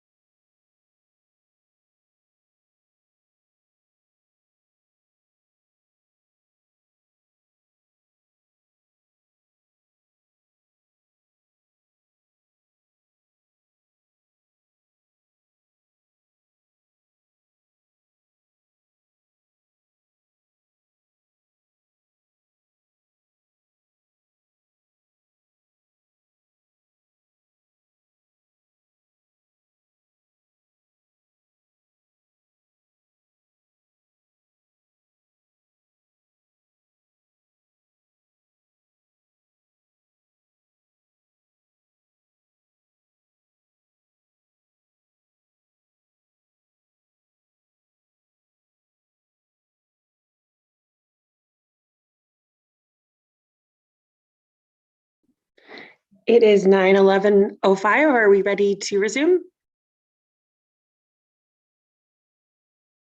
I believe so. I see all the commissioners present. Mr. Collins. All right, let's go. Let's, I guess, go back on the record here, as we say in my business. The next item on the agenda is item number 7, which is discussion and possible action on Legacy Action Fund versus Clean Elections Commission. This item concerns the recent Court of Appeals decision with the 2-1 decision in favor of the commission. I just want to congratulate and commend our counsel, Mary O'Grady and Joe Roth, on doing a great job. As you know, Commissioner Titler is the only commissioner who was on the commission, which was hard to believe since we've all been here so long when this started. So we're going to get a brief background, and then Tom, I'll just hand it off to you. Yeah, and Commissioner Meyer, in the interest of time, I'll try to keep this brief because we don't have anything to do per se. So just to sort of, and I have a brief PowerPoint, and I won't do it, but I'll just send it to you that sort of outlines some of the statutory issues here in the background. But the bottom line is this case began in 2014. The commission did an enforcement action. The final and entered a final.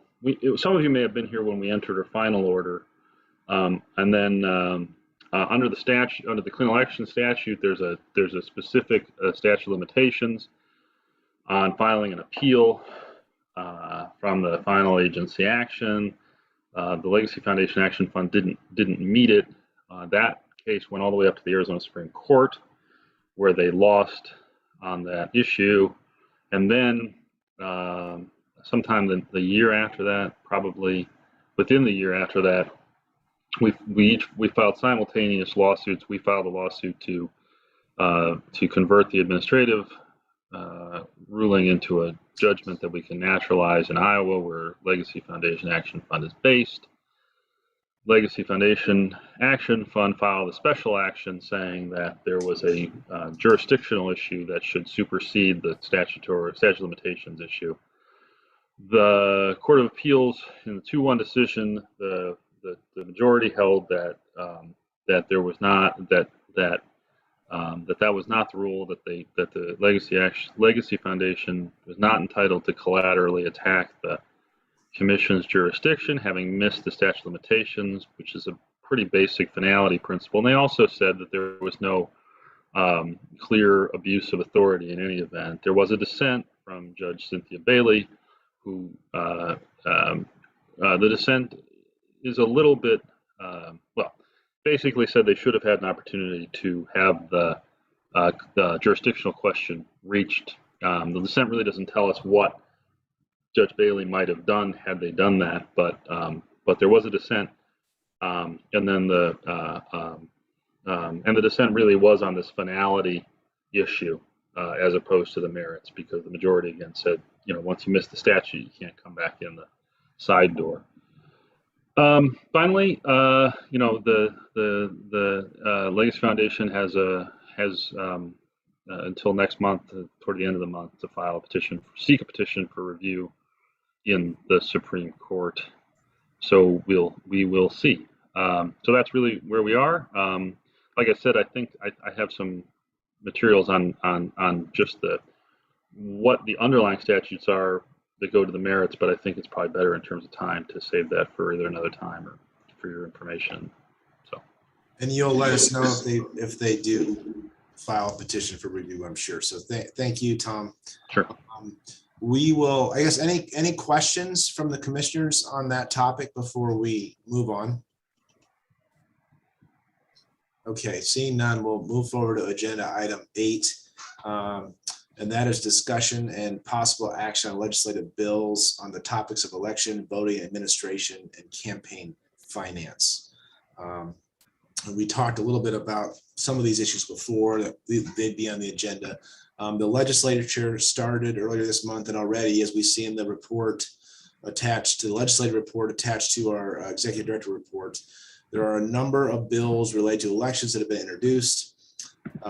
Staff has put together, that approach, suggesting, or the report suggesting how we approach those bills.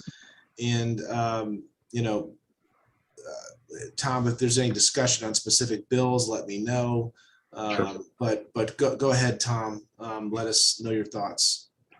Sure. So, Commissioner Meyer and members, we have tried over the course of the last few months to start to pick up where we kind of were interrupted by the pandemic in terms of our relations with the legislature. So we have working with Mike Becker, who's been our longtime policy director. Julian Arndt and Avery Zola have been doing a lot more meetings with lawmakers of both parties, lawmakers who are fans of clean elections, lawmakers who aren't fans of clean elections, and probably most importantly right now, lawmakers who are new, because you'll recall that over the course of the last year, if there was a great resignation for employees, there was certainly a greater resignation among legislators. We have almost, I think a dozen new legislators since last session or something like that. So we're working on that outreach. And, in the past, we've done a legislative report like this. And the first part of the legislative report is really focused on campaign finance stuff and commission-focused stuff, which I think is kind of a given and expectation.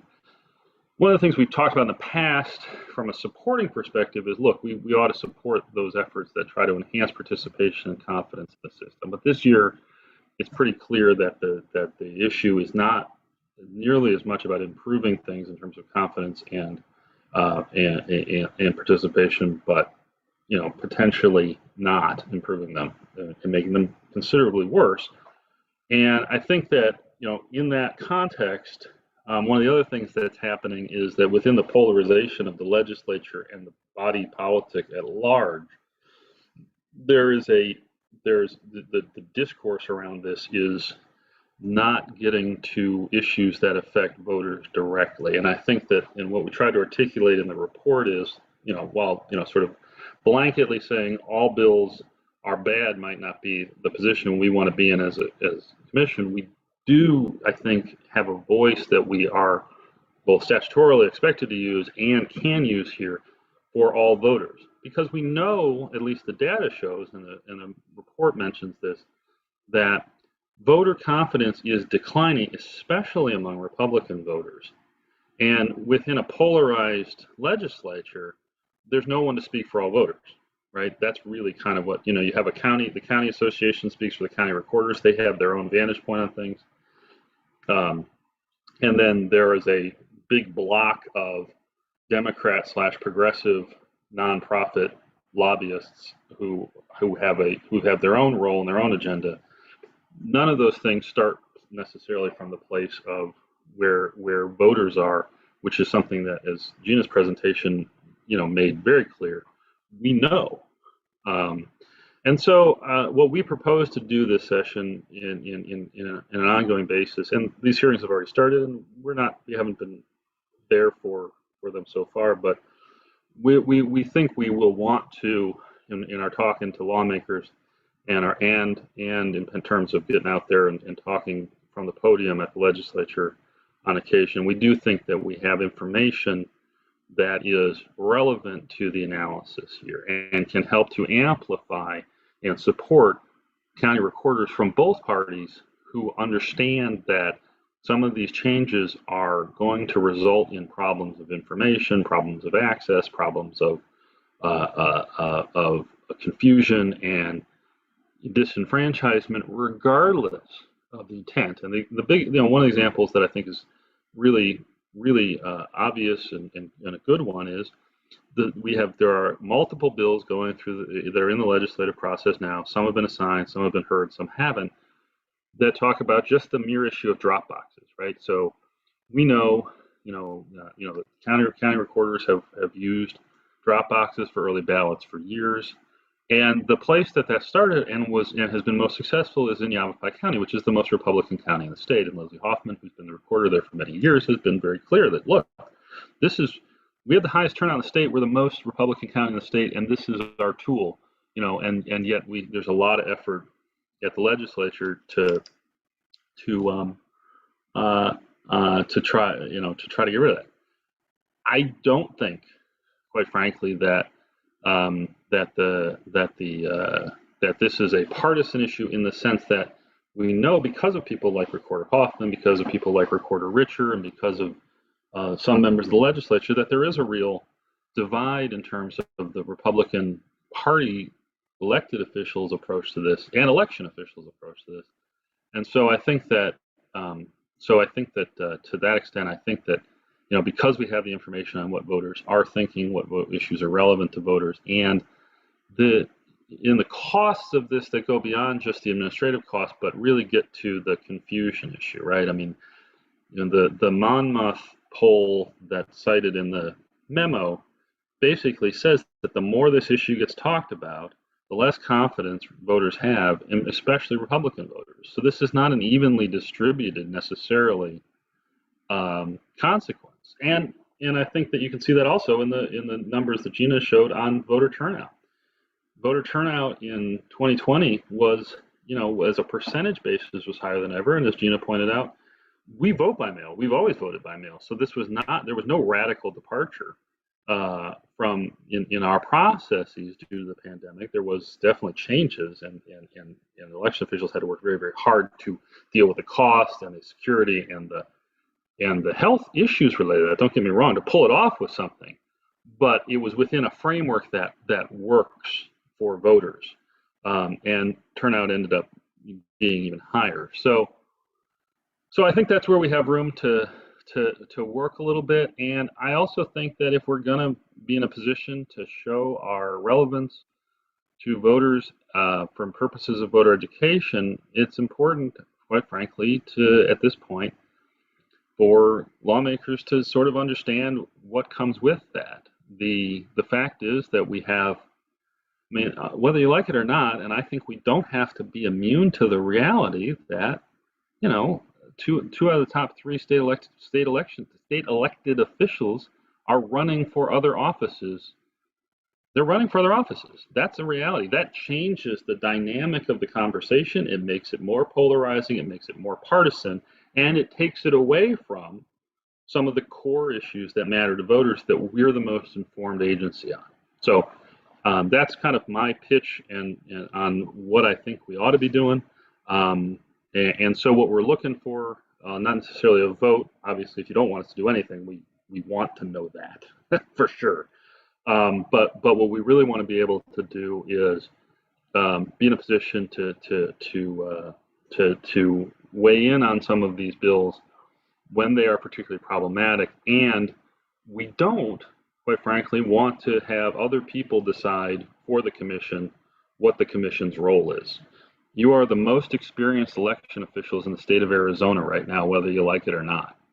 And so there's absolutely no reason for the commission to sort of look to, outside voices who might say, well, we don't really think that you have a voice here. We have the information, we have the expertise.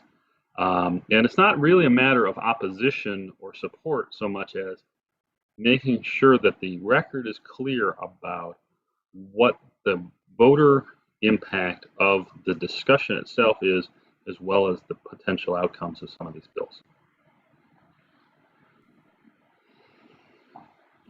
Mr. Chairman. Go ahead, Commissioner Kimball. Tom, I guess as an overreaching principle, it seems to me that unless there is a serious security issue, not a suspected one, a serious one that can be shown, that in all cases we ought to say we're on the side of the voter. We're on the side of making it easier for you, the voter, to register to vote, to cast your vote, to make sure that your vote is accurately counted. 8 of 10 Arizonans have shown that they want to vote early by signing up for what used to be known as the permanent early voting list. Last election, 9 of 10 voters chose that option, chose the option to vote early in some way. So I think, as an example, we ought to be advocating that there be no more barriers to early voting, unless there's some proven security issue. There ought to be no more barriers for making it more difficult to register unless there's some proven security issue. There ought to be no more barriers to drop boxes unless there's a security issue that can be proven. I guess if we just say we're going to the legislature to be an advocate for voters, I think that pretty much covers my concerns.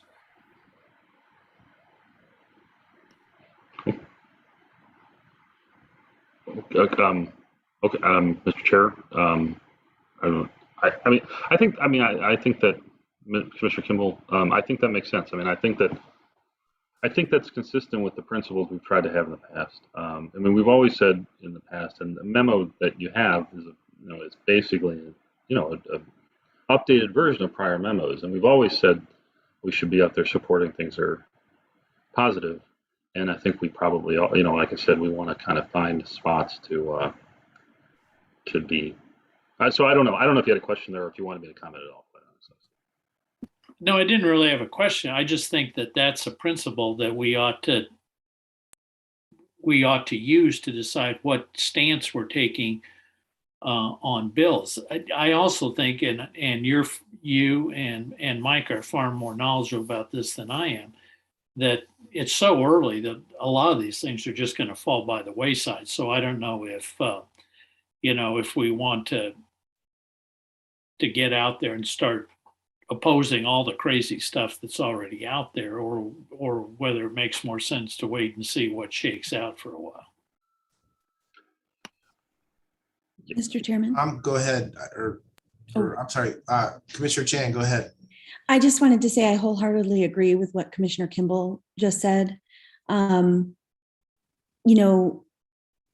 know there are a lot of new legislators, and frankly, even the legislators who've been there for a few terms may not have been there when voters approved, our voter ID law, our proof of citizenship law, and I just, having worked in elections and been in and around the policy area of elections since 2001, seeing all of the consternation on the part of the legislators who I frankly am cynical enough to think they use it as a re-election technique or stool to sit on or stand on. But it does damage to the voting population. And my desire would be for us to wholeheartedly support anything and be against anything that damages voter confidence. I really think that if people really understood our system, they would have confidence, the full confidence that I do in it. Nothing is perfect. Humans are imperfect. There's always room for mistakes or people who try to commit fraud, but I think that our system is amazing and a wonderful model for any state in the union. And so I just want to add that. And I know we're short on time, so Commissioner Chan, thank you. And I appreciate you and Commissioner Kimball's comments. And I know as far as Tom's proposal, I support, what's being set forth here. And I know that thought has been put into this, and this is intended to be, a nuanced approach. This is not just a blanket opposition to everything, but I know that Tom and Mike are talking about, picking your spots here and really looking at things that will really have an impact on voters and their ability to vote, but also some logistical issues like, how are we going to count? How are our polling places going to handle 3.5 million voters all coming in on one day? Things like that maybe unintended consequences, or I hope they're unintended consequences, things like that, where I think you're going to kind of hopefully speak, I think the intent is to speak to reason, appeal to reason, and just sort of, make sure that everyone understands the broad impact that some of these bills that are being discussed could have. So that's what I understand is the objective here. Is it's a nuanced objective, with, of course, keeping those principles that Commissioner Chan, Commissioner Kimball were just speaking of involved. But I mean, I'm on board with this. I support it, and go out there and do what you guys do so well. And I don't know, Commissioner Payton, do you have any thoughts on this? Yeah, I do. I think going to all these legislators and maybe having a piece of paper or something that shows all of our, our basic laws about elections, like our voter ID law and our the early balloting, how it exactly works, kind of like a synopsis of these things. So, because a lot of these people, they hear all these wild accusations, and like you said, they don't know what to believe. And I think maybe if we can just get a synopsis of these things and go to these legislators, one by one, and say, this is the law on this. Why do you need to change this? Or this, do you really have a problem with how we do this? Or is this, you're just coming up with this out of out of the ether or something? But I think if we just do a blanket thing, I think we'll look as being political. But I think if we go one by one, particularly these new people, what they don't know that much about it, and they hear all this stuff on the internet or on TV or something, where just the idea that you would count things like they did in the 1800s, one ballot at a time. One thing that I have an issue with is how long it takes once the polls close before we get an accurate count, because I believe that the lag, a week or 2 weeks, that's what gives people the idea that something's sinister happening behind closed doors. If you go back to the Al Gore, the George Bush thing, it seemed sinister, the whole thing.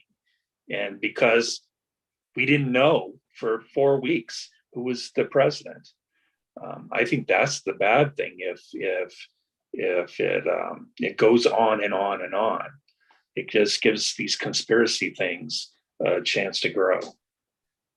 So that's my input. Thank you, Commissioner Payton. Tom, have you have any thoughts on what you've heard from the commissioners? I think that's consistent with what your approach is. Mr. Chairman, commissioners, yes, I think that's right, and I think Commissioner Payton is exactly right. And he's mentioned this many times before. I do think that, the counting issue. That's one of the big. That's probably one of the biggest and strangest myths that's developed out of this experience of the last several years. Is we have an issue with what they call late earlies, or people who drop their mail ballots off the polling place that would otherwise be eligible to be ready to go on election day, and then they hold things up. If you go to some kind of hand count, not only are you're in to do it so this is a very strange bill right now, and I don't know what will happen to it, but it literally says you got to do a hand count, you got to do it in a day.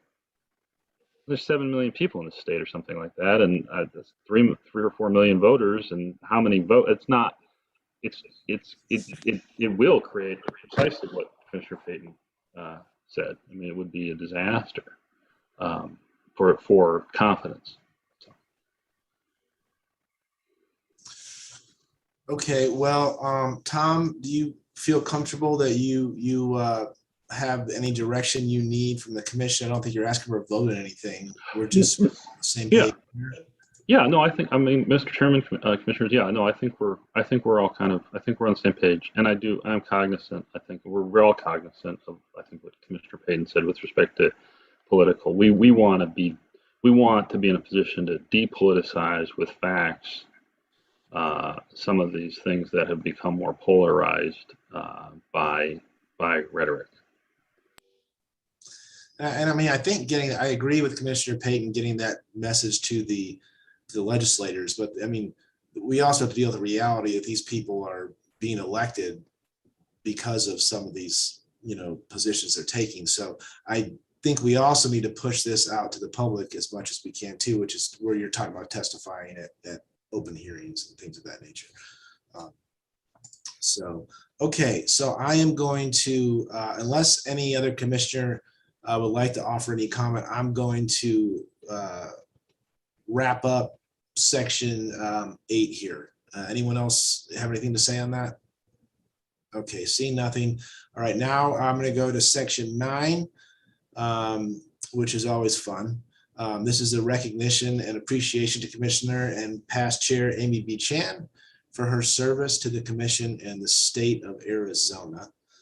I would just like to say, I really appreciate the work you did as Chair, Amy, and the expertise that you brought to this that I frankly don't have is always much appreciated. And I thought you did a wonderful job. I thought you elevated our profile. I thought you were engaged. And I know staff appreciated it. I certainly appreciated it. And with that, I'll leave it to the other commissioners to offer any comments they have. So let's just start with Commissioner Kimball, I guess. Mr. Chair, I echo everything you said. I think Amy did an extraordinary job during a difficult year of online meetings. And she's been very, very visible and very out there with her expertise. And I appreciated her service to the commission and to the state for quite a few years. Thanks, Amy. Thank you, Commissioner Payton. I would just like to say thank you. And we all have been in that position, and it's not easy, especially, on this Zoom stuff. I mean, it's enough to, show up and have all the materials there. So thank you for doing that in exemplary fashion. Thank you, Tom, and anyone else from staff have any comments or? Well, no pressure, everybody.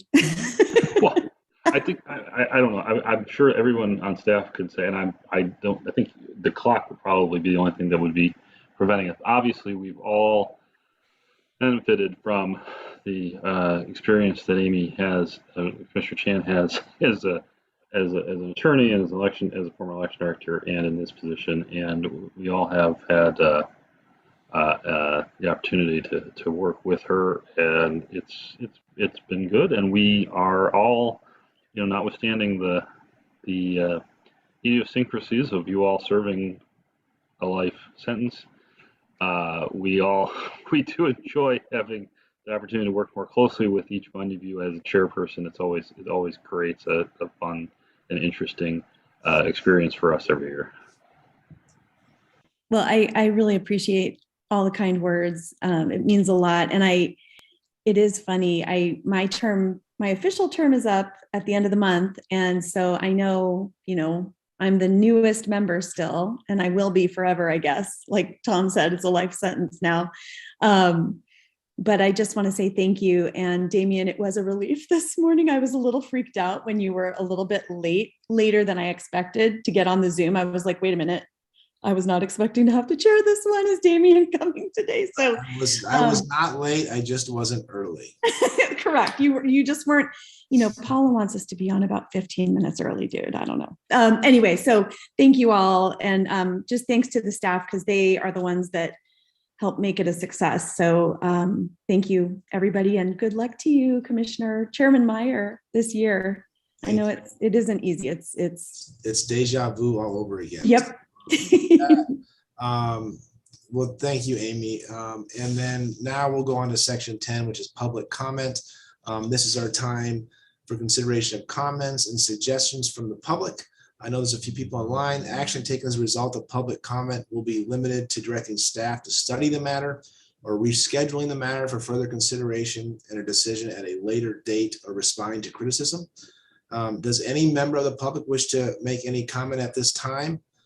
Please notify the moderator. And of course, we also always welcome comments They can send to the commission by mail or email at ccez@azcleanelections.gov.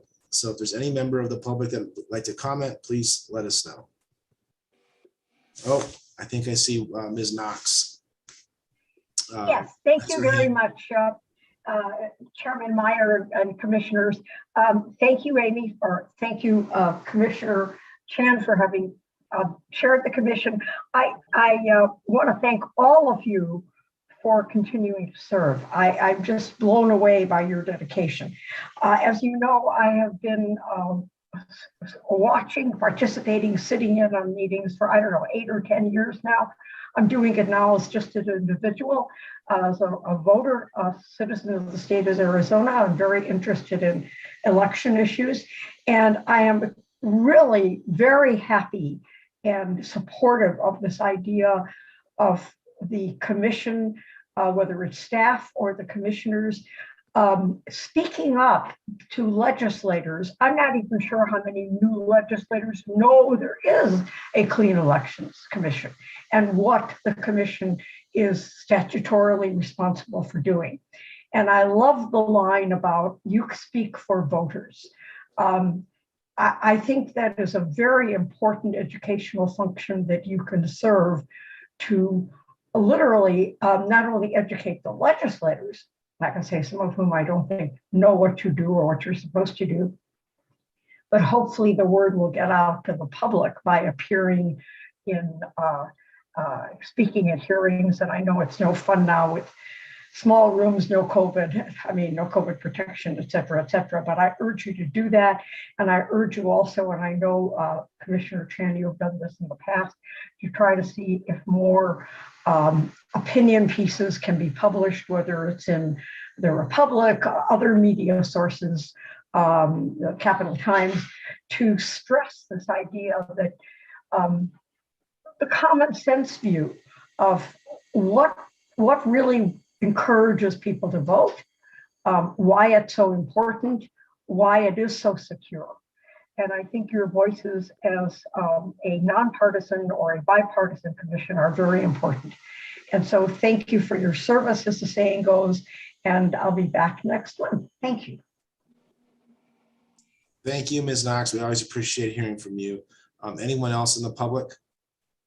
I don't see anyone else on the participant list. If there is, please let the moderator know.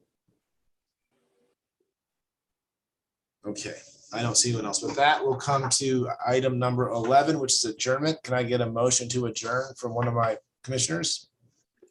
Mr. Chairman, I move that we adjourn the meeting. All right, is there a second? Commissioner Kimball, second. All right, let's call the roll on the motion to adjourn.